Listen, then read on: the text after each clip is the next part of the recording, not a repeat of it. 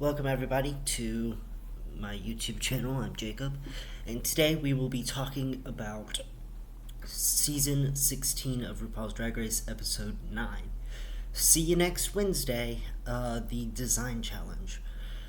The queens had to create a neo-goth look out of materials from goth, like black, white, and gray materials, and presented on the runway. We're at the top 8 now. We're in the thick of it. I think we have gotten everybody who needed to be out before this point out very well. So let's see what they bring up this week. So Tsunami is gone to begin with. She leaves a nice mirror message. I think that she's probably going to get Miss Congeniality. Just going to say that right now. Everybody's congratulating Plain on her win, though Saphira thinks that she should have won, which I can see why she would think that, obviously. I think that she could have won as well. So,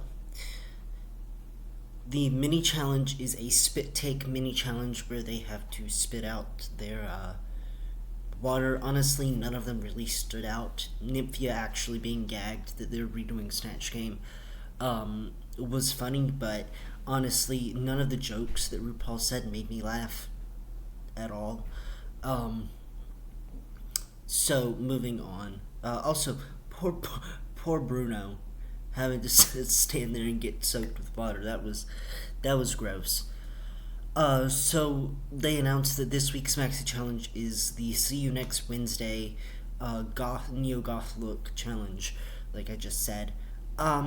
Here's the thing. I fully, wholeheartedly believe that this was originally supposed to be an acting challenge. That they were writing, like a script, and then the writer's strike happened. Because keep in mind, the writer's strike happened in July when they were filming.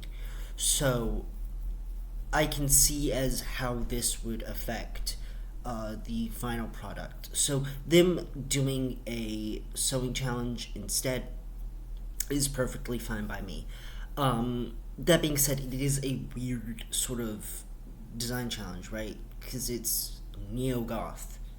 It's a goth look. I don't really know why. My guess is that, again, originally they were going to do a whole Wednesday type thing, which is still a semi-popular TV Netflix series, but at the same time, it's also kind of run its course, especially on TikTok and those mobile games and all that sort of stuff that would capitalize off of Wednesday's success. So we have that. Honestly, I was not excited that this is another design challenge, but so be it.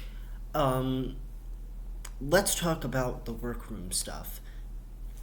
I like that Dawn, Nymphia, and Q are unbothered by this. I think that those three plus Jane kind of know how to sew and know what they're doing.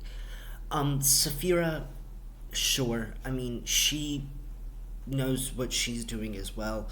But the bottom three, oh boy, Morphine, Plasma, and Mhi'ya just are just sad. It's sad seeing them go through some of this stuff. Like, not sad in like a pitiful type of way. It's like I really want to see them do well, and they're not.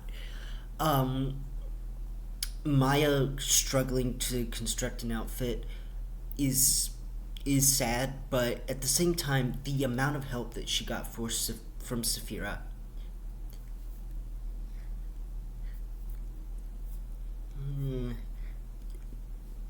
Did you make that outfit, or did just Saphira do it and just say, here you go?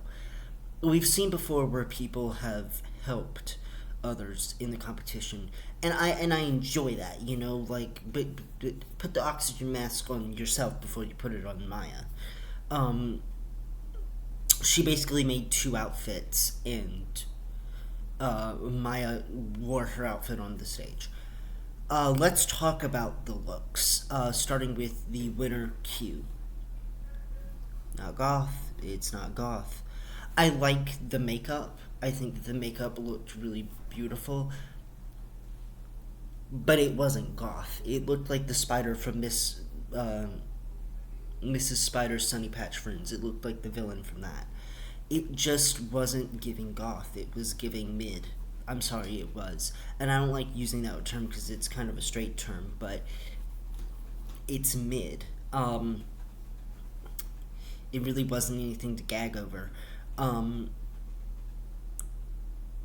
Which, I mean, is sad. But she ended up winning the challenge.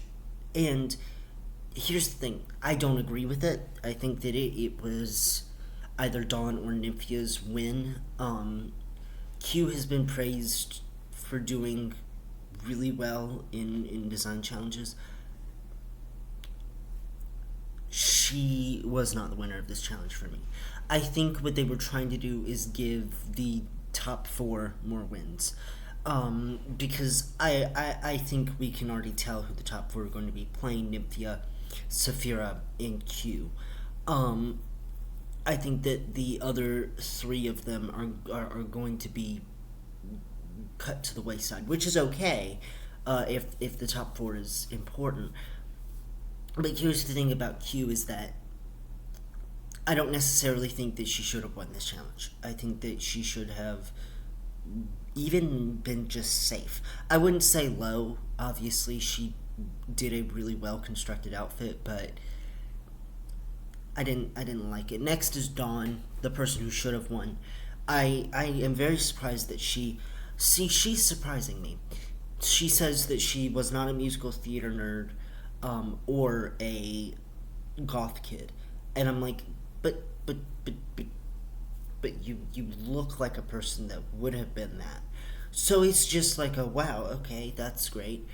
Dawn's look reminded me a lot of like Baldur's Gate 3 and these really like Legend of Zelda, especially the Zelda variant in Super Smash Brothers, where she has the silver hair.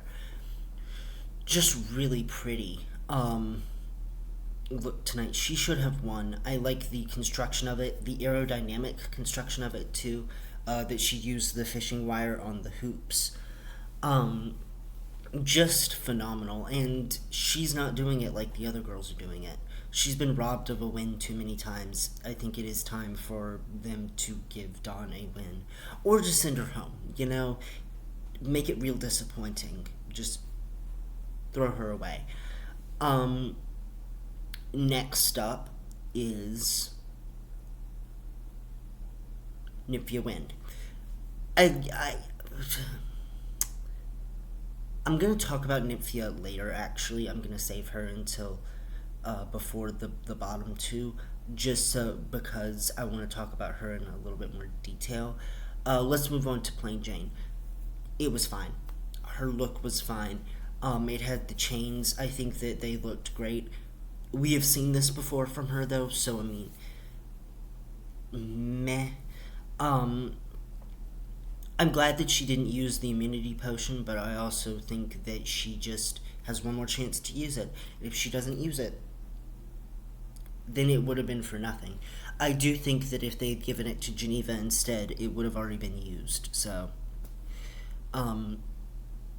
let's move on to Saphira. The look was good.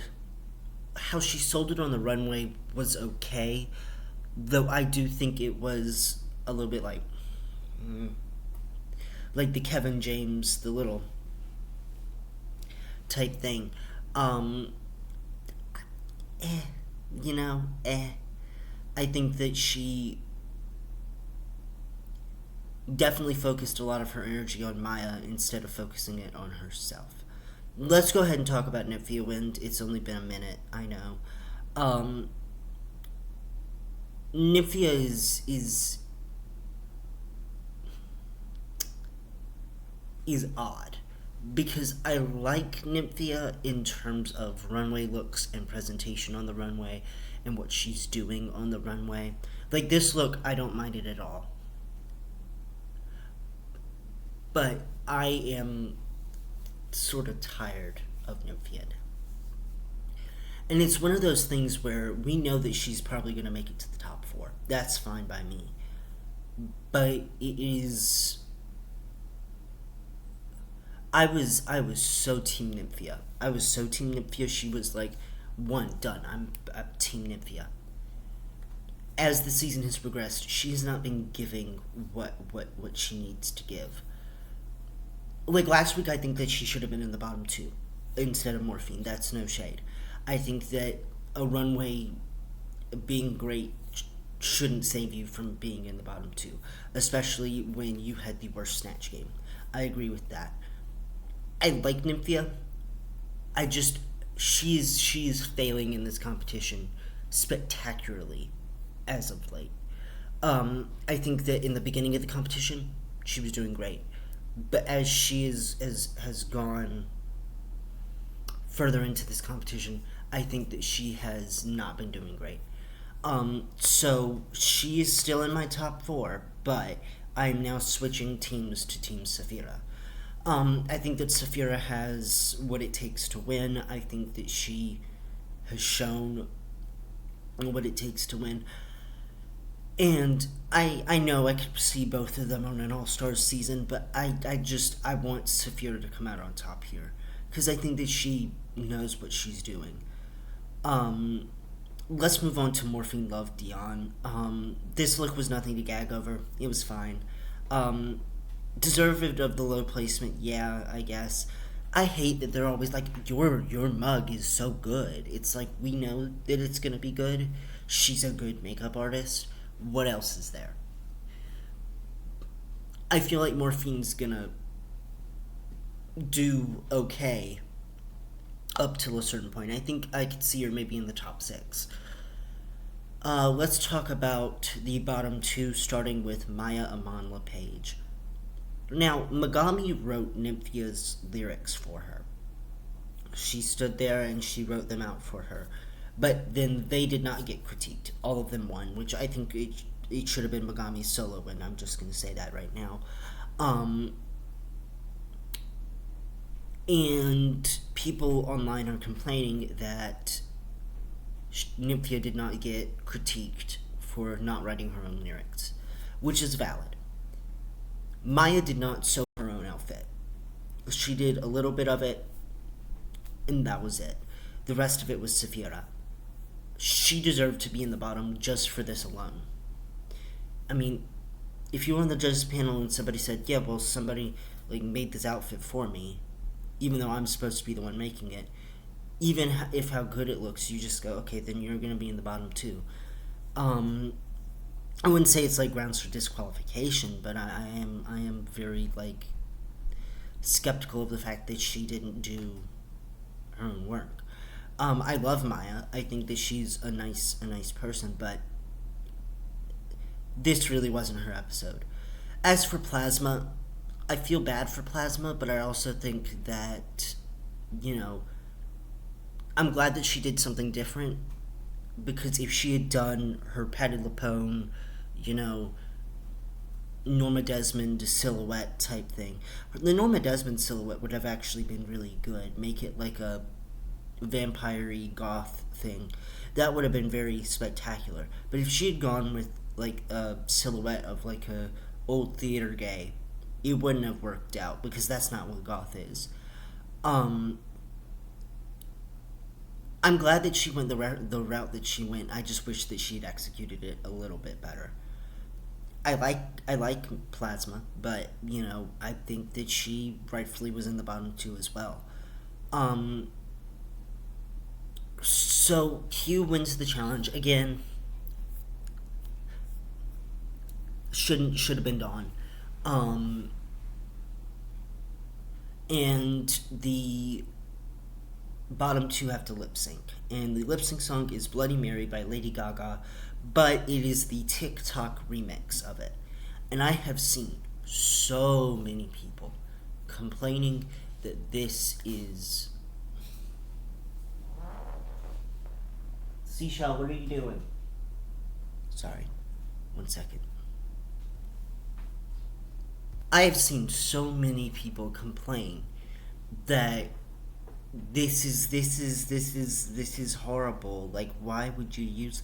Because it was popular. Drag Race is going to do everything that it possibly can to be in the times that it's filming. So Wednesday was a popular thing. The TikTok dance of Wednesday was popular. Obviously, they want that to be included in their legacy, so they're going to do that. Does it date the show? Absolutely, it does. There are things now that date the show, even then. But it's a nice little time capsule, right? Also, y'all could not get enough of that fucking dance. So, there you go. There it is. That is motherfucking Bloody Mary by Lady Gaga, but sped up.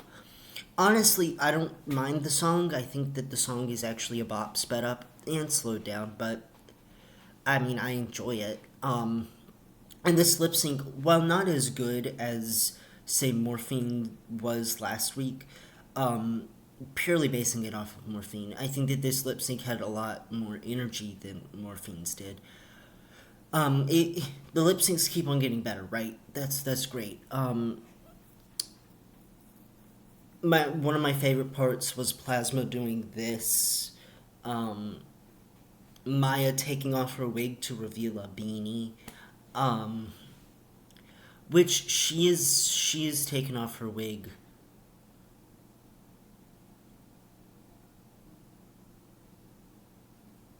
I think this is the only time that she's taken off her wig, though she might have. No, she's never taken off her wig. This is her first time taking off her wig. Sorry about that. I was thinking about like the other lip syncs, even though I don't want to remember the other lip syncs. I enjoyed this lip sync a lot.